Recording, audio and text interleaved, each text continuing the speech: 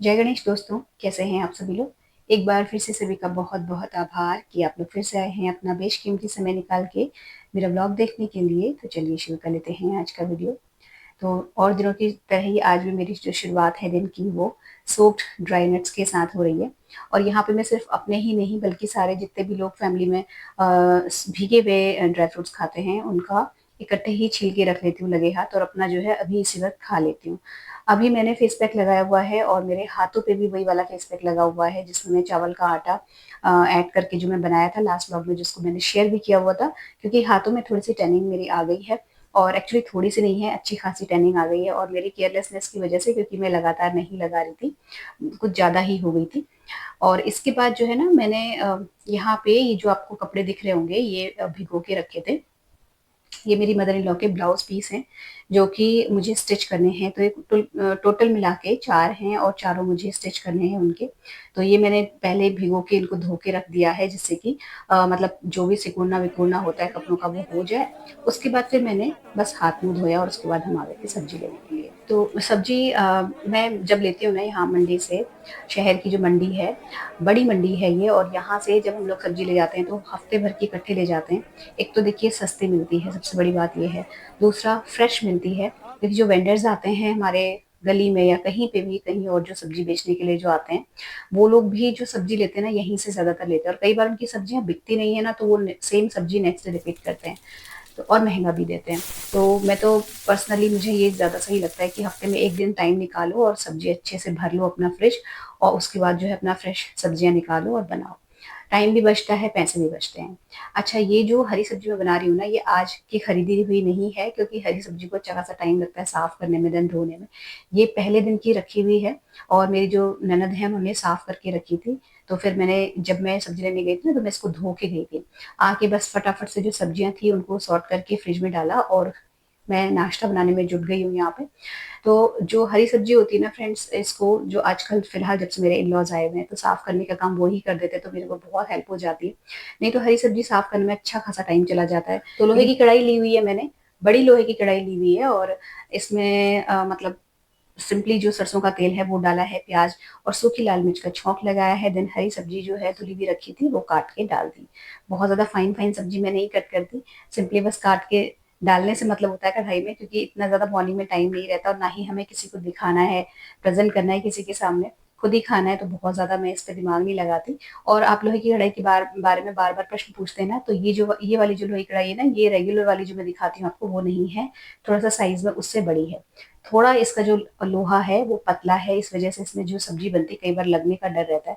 लेकिन जो हरी सब्जियां बनती हैं वो इसमें बहुत अच्छी बनती है, क्योंकि उनमें मॉइस्चर कंटेंट जो होता है बहुत जल्दी उड़ता है, और सब्जी बहुत अच्छे से और बहुत जल्दी पकती है और बहुत बढ़िया से भूनती है, प्लस उसका जो रंग है वो भी नहीं चेंज होता है। तो इस वजह से मैं ये बड़ी जो लोहे की कढ़ाई है इसको यूज करती हूँ, क्योंकि हरी सब्जी जगह भी ज्यादा घेरती है। हाँ, जब हम उसे काट के कढ़ाई में डालते हैं। अच्छा, उसके बाद मैं सीधे करी हूँ दिन के लंच की प्रेपरेशन। तो आज का जो लंच बन रहा है ना वो ज़्यादातर हमारे डिनर में बनती है ये चीज़, और वो है ज़ीरा राइस और मूंग की दाल। और डिनर वाली चीज़ इस वक्त इसलिए बन रही है कि जो डिनर में आज बनने वाला है वो दही के टोस्ट बनेंगे, और वो हम ज़्यादातर नाश्ते में खाते हैं। तो वही सबका घर में कहना था कि दोनों टाइम अगर आप जो हो रात को दही के टोस्ट बना रहे हो तो इस वक्त एटलीस्ट जो है ज़ीरा राइस बना दो। बेटी का खास तौर से कहना था, और आलू बॉईल करे हुए रखे थे मेरे। तो बस यहाँ पे ये जो कढ़ाई आपको दिख रही है ये सेम लोहे की कढ़ाई है, बट छोटी वाली है। और इसमें भी देखिए सेम उसी तरीके से मैं सारी सब्जियां बनाती हूँ। कलर हल्का सा चेंज होता है बट टेस्ट अच्छा आता है। सबसे बड़ी चीज है लोहा किसी न किसी मात्रा में डायरेक्ट या इनडायरेक्टली आपके पेट में पहुंच रहा है। बहुत ज्यादा लो मेंटेनेंस वाली कढ़ाई होती है ये, और पहले के टाइम पे तो यही यूज होती थी। आगे वीडियो में मैं दिखाऊंगी आपको कि मैंने कैसे इसको धोया, और कुछ भी मैं इसमें ऐसा बहुत ज़्यादा एफर्ट्स नहीं डालती, ना ही धोने में और ना ही रखने में। तो मतलब मेंटेनेंस नाम का शब्द इस कढ़ाई के साथ ना ही जोड़े तो अच्छा है। बहुत सिंपल है इसको यूज़ करना।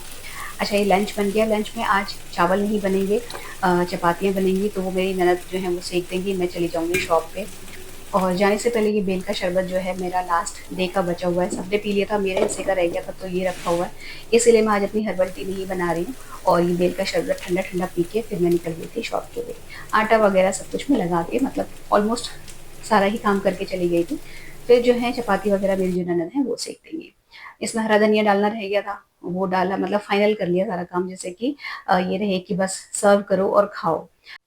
अगर आप लोगों को मेरी वॉइस में थोड़ा-सा चेंज नज़र आ रहा है, तो मैं आपको बताऊँ कि मैंने अभी जो माइक होता है वो यूज़ किया हुआ है, क्योंकि बहुत सारी कंप्लेंट्स आ रही थी, मेरी जो आवाज़ है वो बहुत हल्की आती है। और उसकी जो हल्की आवाज़ आजकल आ रही है ना मेरे वीडियोज़ में, उसके पीछे भी एक रीज़न है, वो मैं अभी आपको बताऊँगी। लेकिन फ़िलहाल मैंने एक माइक परचेज़ किया है और मैं उसी को यूज़ करके अभी वॉइस ओवर दे रही हूँ।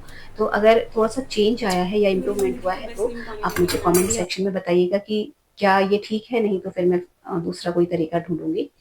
और क्यों नहीं मैं कर पा रही हूँ आजकल तेज़ आवाज़ में वॉइस ओवर नॉर्मली, क्योंकि मेरे जो मतलब घर में इन-लॉज़ आए हुए हैं ना, एक्चुअली मैं आपको बताऊँ, देखिए सिर्फ़ मेरे ही घर की बात नहीं है, ऑलमोस्ट हर किसी के घर में मुझे लगता है ये सब चीज़ें होती होंगी कि वो बहुत ज़्यादा ना सपोर्टिव नहीं हैं, मतलब मैं बताना नहीं चाह रही थी एक्चुअली, बट मेरी वॉइस को लेके आप लोग बार-बार कंप्लेंट कर रहे हैं। और इसीलिए देखिए मैं जब वॉइस ओवर करती हूँ, जब वो लोग नहीं थे ना, तो मैं अपनी जो वॉल्यूम थी वो फुल अच्छे से तेज़ करके आवाज़ देती थी। बट अभी मुझे थोड़ा-सा ना अनकम्फ़र्टेबल सा लगता है, मैं बहुत ज़्यादा कन्वीनियंस फ़ील नहीं करती तेज़ आवाज़ में वॉइस ओवर करने में। और घर एक है, तो आवाज़ कहीं भी आप कहीं से भी बोलेंगे तो सुनाई देता है। तो इसीलिए मैं ना थोड़ा हल्की आवाज़ में वॉइस ओवर करती हूँ, और जिससे कि मतलब आई होप कि आप लोग समझ रहे होंगे। और आपने देखा होगा मैं बहुत ज़्यादा व्लॉग में भी उन लोगों को नहीं लेती, क्योंकि थोड़ा-सा ना एक तो हो जाता है कि वो जो पहले की मेंटालिटी रहती है कि बहुत ज़्यादा आपको सपोर्ट नहीं मिलता है, आप कुछ भी करना चाहते हो। तो थोड़ा-सा स्ट्रगल है लाइफ में अभी फ़िलहाल, बट मैं उसको ओवरकम कर रही हूँ और इसीलिए मैंने माइक खरीदा है और आपके साथ इसी तरीके से मैं शेयर कर रही हूँ। तो अगर थोड़ा-सा इम्प्रूवमेंट लगा है ना, तो आप मुझे बताइएगा। अच्छा, यहाँ पे मैं आपको अपने हाथ दिखा रही हूँ ना, वो इसलिए दिखा रही हूँ कि जो मैं फेस पैक लगा रही थी, उसका आपको रिज़ल्ट शो कर रही हूँ मैं। तो देखिए जो मेरे हाथ का जो कलर है, वो एक्चुअली मेरे जो चेहरे की स्किन है ना, उससे मतलब नेचुरली डार्क है। जैसे मेरा चेहरा है उसके हिसाब से एक टोन डार्कर है मेरे हाथों का शेड, और वो पहले से है, मतलब ऐसा नहीं कि उसमें टैन हो। लेकिन अभी फ़िलहाल टैन हो गया था बहुत ज़्यादा, तो और ज़्यादा डार्क हो गई थी स्किन। और ये जो मैं पैक लगा रही हूँ, जो आपके साथ शेयर करती रहती हूँ बीच-बीच में, हर बार ऑलमोस्ट हर तीसरे-चौथे व्लॉग में, उसका कमाल ये है कि मैं लगातार 3-4 दिन से ये जो पैक था मैं हाथों में भी अप्लाई कर रही थी, और मेरे हाथों का जो टोन है बहुत ज़्यादा लाइटर हो गया है। ऑलमोस्ट जो टैन है वो जाने की कगार पे है। तो जब तक देखिए टैन बहुत ज़्यादा ज़िद्दी नहीं हो जाता ना, उससे पहले अगर आप उसका इलाज करने लगते हो, तो ठीक है, लेकिन वो जब पकड़ लेता है आपकी स्किन को अच्छे से, उसके बाद उसको दूर करना थोड़ा-सा मुश्किल हो जाता है, और आपको हो सकता है कि नॉर्मल जो घर की रेमेडीज़ हैं, कई बार वो काम नहीं भी करती हैं। तो गर्मियों के टाइम पे ना, चाहे आप घर से बाहर निकलो या ना निकलो, आप घर के अंदर ही क्यों ना हो, टैन होता ही है। तो अच्छा है कि टैन होने से पहले या किसी भी तरीके की प्रॉब्लम क्रिएट होने से पहले हम उसको, उसका जो जुगाड़ है वो निकाल लें। तो मेरा वही रूटीन है, हफ्ते में 2 बार कम से कम, और नहीं तो 3 बार अगर हो जाए तो बहुत अच्छा है, फेस पैक लगा लेती हूँ मैं। गर्दन में मुझे ऐसा ज़रूरत नहीं पड़ती, क्योंकि मतलब सलवार कुर्ता ही पहनते हैं, तो उसमें बहुत ज़्यादा सनलाइट का एक्सपोज़र नहीं मिलता, लेकिन हाथ जो है कोहनी से नीचे वाले, वो काले हो जाते हैं। तो आपने देखा, देखिए स्ट्रगल सबकी लाइफ़ में है। हो सकता है कि आपको मुझे देख के लगता होगा कि ये कितना फ्री माइंड रहती है, या हाँ, मतलब ऑफ़िस भी जा रही है, घर में भी मतलब बहुत अच्छे से रह रहे हैं, और यूट्यूब भी कर रहे हैं, तो इनको कोई प्रॉब्लम नहीं होगी। देखिए, अगर मैं अपनी प्रॉब्लम्स आपके साथ शेयर करूँगी, तो आप क्यों ही मेरे चैनल को देखेंगे? क्योंकि देखिए किसी को अपना रोना क्यों सुनाना? सबसे बड़ी बात ये है। अगर आपकी किसी चीज़ से कोई इंस्पायर होता है, तो वेल एंड गुड, नहीं तो दुःख सबकी लाइफ़ में है, तकलीफ़ें सबकी लाइफ़ में है। इसलिए हमेशा अच्छी और पॉज़िटिव चीज़ें शेयर करनी चाहिए। मैं अपने आप पे भी अप्लाई करती हूँ और आपसे भी यही कहूँगी। तो देखिए, हर किसी का कोई ना कोई ड्रीम होता ही है। हर कोई, ख़ास तौर से जो हम होम मेकर्स होते हैं ना, जो शुरुआत से आफ्टर मैरिज घर में ही रह जाते हैं, और अच्छा खासा टैलेंट हम लोगों के अंदर होने के बाद भी हम उतना ज़्यादा एक्सपोज़र नहीं मिल पाता हम लोगों को, तो फ्रस्ट्रेशन होता है। आफ्टर मैरिज भी अगर आपको फैमिली में सपोर्ट नहीं मिलता, तो और ज़्यादा होता है। तो ऐसे में ना देखिए, छोटे-छोटे कदम उठाते रहो। कुछ चीज़ों में ना ढीठ बनना भी ज़रूरी है। ज़रूरी नहीं है कि आप मतलब हर किसी को खुश करने के चक्कर में रहोगे ना, तो अपनी ही मानसिक शांति को ख़त्म करोगे और खुद के साथ अन्याय करोगे। 43 इयर्स की उम्र में हो गई है मेरी, और अब मुझे समझ में आता है, इनफैक्ट मैंने काफ़ी देर कर दी समझने में, कि कुछ चीज़ों में ना ज़िद्दी होना बहुत ज़रूरी है, ढीठ हो जाना चाहिए। तभी आप जो थोड़ी बहुत खुशियाँ अपने झोली में समेट सकते हो, नहीं तो आप दूसरों को खुश करते रह जाओगे, आइडियल वुमेन या आइडियल बहू होने के चक्कर में। ये वो टर्म है जो एग्ज़िस्ट ही नहीं करता एक्चुअली, बात तो ये है। अच्छा, अब आ जाते हैं ब्लॉग पे। तो आपको दिखाऊँ, जो ब्लाउज़ पीस मैंने आपको मॉर्निंग में धुल के दिखाए थे ना, ये वही हैं, और ये ड्राई हो चुके हैं। मैंने इनको आयरन नहीं किया था, अच्छे से झाड़ के फैला दिया था। तो ये इनमें मुझे आयरन करने की ज़रूरत नहीं पड़ी, और क्योंकि ये सिंपल मतलब जैसे एक कोटी होती है ना, उस स्टाइल का मुझे स्टिच करना था, तो इसमें ज़्यादा टाइम नहीं लगा। जैसे नॉर्मल ब्लाउज़ होता तो उसमें अच्छा खासा टाइम चला जाता, और ब्लाउज़ में उतना ज़्यादा उसमें मेरा हाथ साफ भी नहीं है स्टिच करने में। तो ये ना जैसे मेरी मदर इन लॉ सिर्फ़ एक ढीला-ढाला आप कह सकते हो कोटी टाइप की पहनती हैं। तो और वो जो चीज़ होती है ना, वो अगर हम किसी टेलर को दें तो वो उतनी अच्छे से नहीं बनाते हैं। बनाते भी नहीं है, प्लस स्टिचिंग आती है तो फिर मैंने दिया भी नहीं। और क्योंकि इसमें बहुत ज़्यादा टाइम भी नहीं लगता, तो मैंने आज ही धोए हैं, समझ लीजिए आज ही कट करके एक ब्लाउज़ स्टिच करके दूसरा जो ब्लाउज़ पीस है वो कट करके भी रख लिया था। और मैं आपको बताऊँ, आज थोड़ा-सा फ्री माइंड होके मैं इसलिए भी इतना लंबा टाइम तक काम करती रही स्टिचिंग का, क्योंकि डिनर में जैसे कि मैंने आपको बताया ना कि टोस्ट बने थे, दही वाले जो टोस्ट होते हैं, और मैं आपको उसकी रेसिपी इस व्लॉग में नहीं दे पाऊँगी, क्योंकि अ, मतलब वो जो टोस्ट का जो बैटर है या दही का जो पेस्ट है जो उसमें अप्लाई किया जाता है, वो रेडी कर दिया था मेरी डॉटर ने। और वो एक्चुअली मतलब उसे ध्यान नहीं रहा, मैंने उसे बोला भी था कि मैं उसकी रेसिपी अपने ब्लॉग में दिखाऊँगी, बट वो रेडी कर चुकी थी उसको, और इसलिए जो है मैं इस ब्लॉग में शेयर नहीं कर पा रही हूँ। लेकिन उसका प्रॉपर जो मेथड है बनाने का, उसका जो तरीका है, वो मैंने जैसे आपको बताया ना, मेरा दूसरा चैनल है जिसमें मैं बहुत सारे डीआईवाईज़ भी शेयर करती हूँ।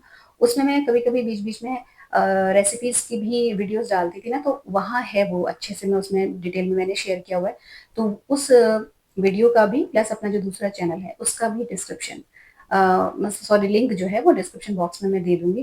तो आप लोग कई बार पूछ रहे थे कि आपने पाउच का मुझे हमें बताया नहीं तरीका बनाने का, तो वो सब कुछ फ्रेंड्स उस वाले चैनल में अच्छे से डिटेल में है। इनफैक्ट एक नहीं बहुत ढेर तरीके के पाउचेज़ जो हैं उनकी विधि मैंने शेयर की हुई है, और भी बहुत कुछ मिलेगा आपको डीआईवाईज़ दुनिया बहुत तरीके के, और रेसिपीज़ भी बहुत सारी मिलेंगी। वो जो कुचला आम का अचार था वो सब कुछ उसमें है।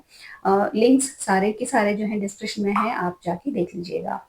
और अच्छा, इसके बाद जब ये सारा काम हो गया मेरा, मतलब ये जो दूसरा वाला ब्लाउज़ पीस था वो भी मैंने ऑलमोस्ट आधा स्टिच कर लिया था, उसके बाद फिर मैं उठी हूँ।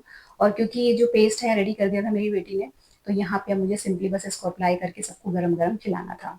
आप लोग बहुत बार पूछ चुके हैं कि जो मेरी ननद हैं वो क्यों साथ में रहती हैं। देखिए उनका एक अ, उनके साथ थोड़ी दिक्कत थी। एक्चुअली जब वो बहुत छोटी थी 11 इयर्स की, तो उनका यूट्रस में कुछ प्रॉब्लम हुआ था, उनका यूट्रस रिमूव कर दिया गया था। तो इस वजह से ना उन्होंने शादी नहीं की। मतलब वही एक मानसिकता रहती है ना कि अगर बच्चे नहीं होंगे तो शादी भी नहीं करनी, वो वाला काम किया उनके पीछे, जो एक तरीके का सोच होती है। इस वजह से उनकी शादी मेरी जो सासू माँ हैं उन्होंने नहीं करी, और वो हमारे साथ रहती हैं, और वो सारे भाई-बहनों में सबसे बड़ी हैं। मतलब हम जितने भी देवरानी-जेठानी हैं, हम सबसे बड़ी हैं वो, उसके बाद सारे भाई-बहनों का नंबर आता है और हमारे साथ ही रहती हैं। तो ये प्रश्न भी बहुत लोग पूछ रहे हैं, और मैंने बहुत पहले इसको क्लियर किया था, लेकिन फिर से एक बार बता दे रही हूँ आपको, क्योंकि कई लोग बार-बार मतलब थोड़ा-सा वो करते हैं कि क्यों रहती हैं साथ में और क्या है, क्या नहीं है, तो वो चीज़ है। मम्मा और दे दो माँ। तो वो भी जैसे एक तरीके से घर के बुजुर्गों में ही शामिल हैं, क्योंकि 60 पार हैं वो, 60 साल से ज़्यादा उम्र है उनकी। तो एक तरीके से आप मान के चलिए कि जैसे सासू माँ है, तो उसी तरीके का उनका भी घर में रेपो है। कैसे हो रहे हैं? बहुत अच्छी। तो दिन के अंत और शुरुआत दोनों ड्राई फ्रूट्स सोक करने और भीगे हुए ड्राई फ्रूट्स को छील के खाने के साथ होती है। और यहाँ पे इस क्लिप के साथ मेरा ये जो ब्लॉग है ये भी समाप्त होता है। बहुत सारे प्रश्नों के उत्तर दिए मैंने इस ब्लॉग में आपके। अगर ब्लॉग अच्छा लगा हो तो वीडियो को लाइक और शेयर ज़रूर कर लीजिएगा। चैनल को सब्सक्राइब कर लीजिएगा। मिलते हैं नेक्स्ट इंटरेस्टिंग से ब्लॉग में। Till then take care, stay healthy, happy and positive. Thank you.